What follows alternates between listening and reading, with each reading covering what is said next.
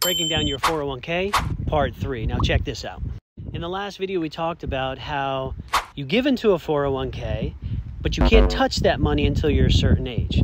And then if you leave that money in your 401k too long, the government comes along and forces you to start taking distribution. And if you don't take distribution, they tax you 50% more on the distribution that you should be taking out. Okay, now let's consider a perfect world scenario. Let's say you've been giving into your 401k for the last 35 years. Let's say you've been contributing above the match and you have maybe $1 million so far in your 401k. You're doing good. Let's say around 65 years old, you decide to start taking distribution from your 401k. Now, since you didn't pay taxes in the very beginning and you let all that money grow tax deferred, you're going to be forced to pay taxes later on down the road.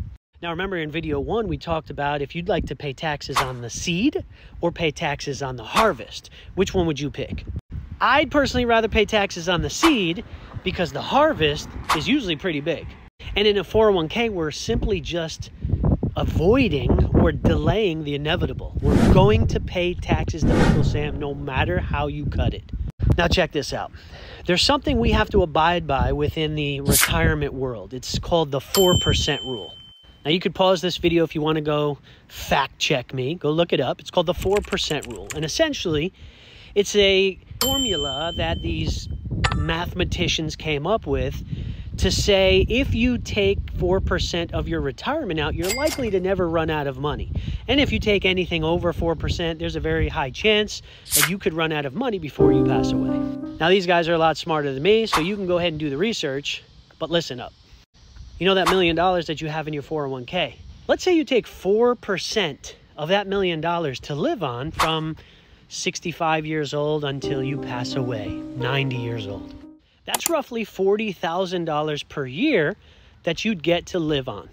Now, considering you've probably earned over 6 figures to even get to the $1 million mark in your retirement, the likelihood of you being able to live on $40,000 during retirement is pretty slim.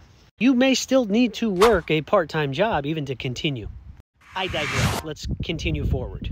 Remember, you didn't pay taxes on that money. You let it grow, tax deferred. Well, now you have to pay taxes on that $40,000 per year. Let's say you're in a lower tax bracket, 20%, maybe a little less. And while using simplified math, that equates to about $32,000 per year, between $32,000 and $35,000. Now, I'm not sure where you live, but in Texas, the median income is around $76,000 per year for the average family. So now, because you're living on $32,000 to $35,000 per year, you're forced to downsize. You're forced to stop eating out at your favorite restaurant. You're forced to give up those occasional vacations that you take to the Caribbean or to Mexico 2 times a year. You get the point. What I'm trying to say here is, even if you have $1 million in your 401k, it may not make sense for you long term. So Mark, what are the other options? What's the solution to the problem? Stay tuned for part 4.